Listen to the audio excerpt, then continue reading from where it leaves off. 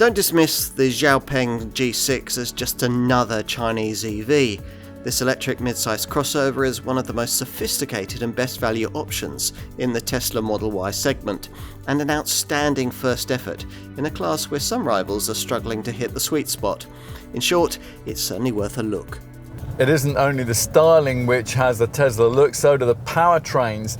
Things kick off with a standard range rear-driven model that uses a 66 kilowatt-hour LFP battery, which energizes a 262 bhp motor with 440 newton meters of torque, and that's able to propel the car to 62 in 6.9 seconds. EV range with the standard model is 270 miles. Most are expected to want the mid-level rear-driven long-range variant that we're trying here, which gives you a larger NCM battery with 87.5 kilowatt hours, and that boosts range to 354 miles. To compensate for the extra weight, there's a rear axle motor output boosted to 290 bhp, so the 0 to 62 miles an hour sprint time of 6.7 seconds is hardly any different. At the top of the lineup is, as you'd expect, an all-wheel drive dual motor model badged all-wheel drive performance. Here, the bigger 87.5 kilowatt-hour battery powers a motor on both axles, which together generate 483 bhp with 680 newton meters of torque. That's enough to take this G6 to 62 very rapidly indeed. 4.1 seconds on the way to the 124 miles an hour top speed that all versions of this car share. EV range there is 340 miles. All G6s offer a choice of 4 driving modes. There's Eco, Standard, Sport and Individual.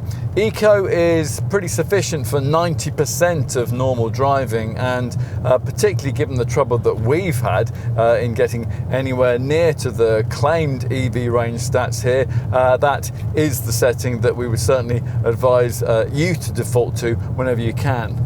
Unlike with the rival Tesla Model Y, you get to select varying levels of brake regeneration, although unfortunately, as with the drive mode settings, you have to fiddle around in touchscreen menus to find those. There are 4 regeneration options: low, medium, high and X pedal, and the latter slows the car really quite dramatically when you come off throttle. The brake regeneration is quite well integrated into the friction braking system, but there are 3 brake pedal feel settings to fiddle with if you don't like that. XPeng also provides a choice of 3 drive sounds. Traditional engine doesn't sound anything like a traditional engine, but it is certainly better than the otherworldly feel that you get with the other 2 options. There's space floating and time warp. And you can choose also between 3 power steering settings. The sport option is quite direct, but none of them are particularly feelsome. There is quite a firm ride despite the advanced 5-link rear suspension and the supposedly sophisticated multi-valve Sachs passive dampers. Adaptive damping isn't offered here. Despite that, and perhaps predictably, the driving dynamics aren't especially involving, although to be fair, the G6 is reasonably agile through the bends for a 2.1 tonne EV crossover.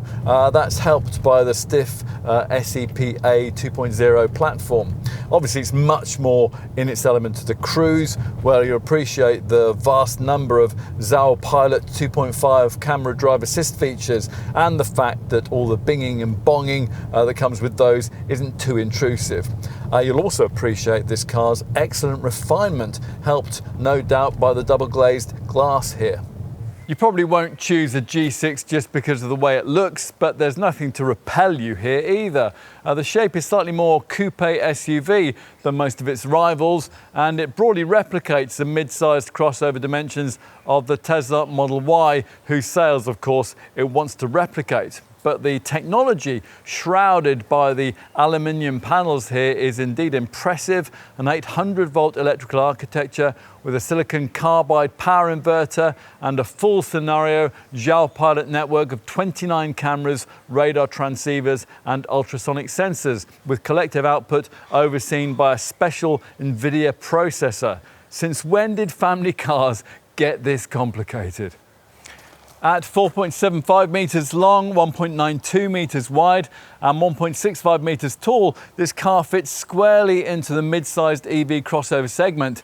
Now, XPeng says the styling was influenced by the world of sci-fi fantasy, but to us, the influences seem to be far more those of segment rivals, particularly Tesla. Still, it's interesting that there are almost no bodywork creases, and it's certainly true that a lot of thought's gone in here. There are hidden door handles, there's a flat underbody, and a streamlined raked back tail. All of this combines to make the G6 one of the most aerodynamic cars in its class, with a drag coefficient of just 0.248 CD. So let's take a look inside.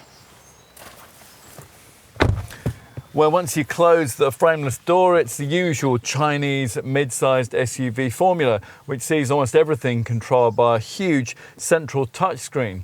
At least though, unlike Tesla, XPeng doesn't make you view the driving instruments on this. These are accommodated in the letterbox-shaped 10.2-inch instrument display you view through this rather weird oval-shaped steering wheel. Thankfully, unlike its American rival, XPeng also thinks you need stalks for things like gear selection and the activation of wipers and indicators. Not so good is the fact that the said stalks are ancient, plastically old model Mercedes cast-off items, which feel rather out of kilter with the cabin tech fest.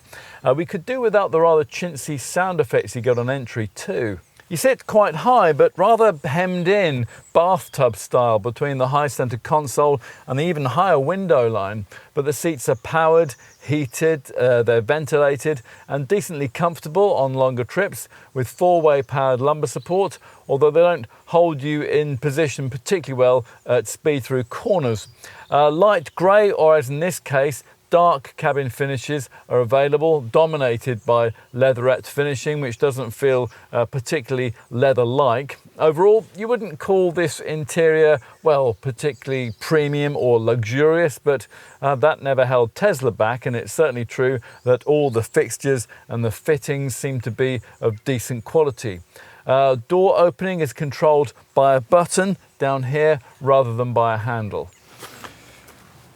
Okay, let's take a look in the back. You'd hope a bespoke platformed EV with a generous 2.89 meters of wheelbase length would be spacious back here.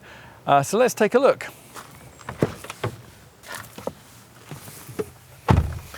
Sure enough, it feels very roomy indeed. The airy feeling here is helped by this vast standard fit panoramic glass roof. Thanks to 820 millimeters of leg space, two 6-footers can be seated behind a couple of really lanky front seat occupants, and the rear seats can be adjusted in 12 positions with a maximum angle of 38.4 degrees. Despite the glassy, swept back roofline, there's plenty of headspace too, up to 970 mils of it. And because there's no central tunnel, it'll be straightforward to accommodate a middle-seated adult if you needed to do that. Let's finish with a look out back. Now, there's standard powered tailgate, which can be operated not only from the key, but also up and down from the central screen, rises to reveal practical space, which, although it's decently sized at 571 litres, virtually the same as a rival Ford Capri, is quite a lot smaller than the trunk of a Tesla Model Y. That's a competitor with the added advantage, also lacking here, of extra underbonnet front space. XPeng provides this thick boot floor mat, and there's space beneath the floor for some of the charging leads. There's also a light both sides and a 12-volt socket on the right.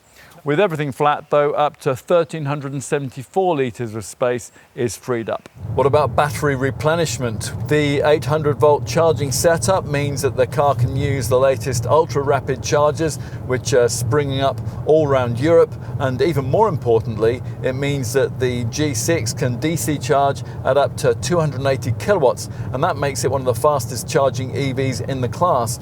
To be specific, this XPeng can DC charge from 10 to 80% in under 20 minutes. All that's great, but an ex-Tesla owner might miss the lack of access to the American brand's really wonderful supercharger network. With a standard range version, a full 7.4 kilowatt wall box charge needs 10 hours 30 minutes. It'd be 7 hours 30 minutes if you can use the three-phase 11 kilowatt supply. With this long range model, a full 7.4 kilowatt wall box charge, that would need 14 hours or 9 hours 30 minutes if you can use one of those 3-phase 11 kilowatt supplies. XPeng wants to be what it calls the best smart pure electric brand. Whatever that might mean, there's real substance here, as you'd expect from a car made by a company with a research and development department accounting for over 40% of its 15,000 strong workforce. If you've ever wondered why cars in the Tesla Model Y segment can't charge faster, be better equipped, or be more affordable, then the XPeng G6 might be for you. Unlike that Tesla, it won't frustrate you with the lack of conventional drive controls or an instrument cluster.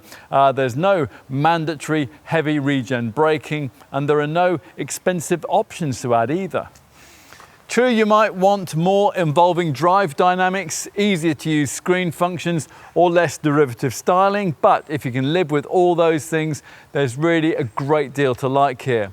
Some Chinese car makers are really going to stand the test of time in our market, and if it keeps producing cars like this G6, XPeng will be one of them.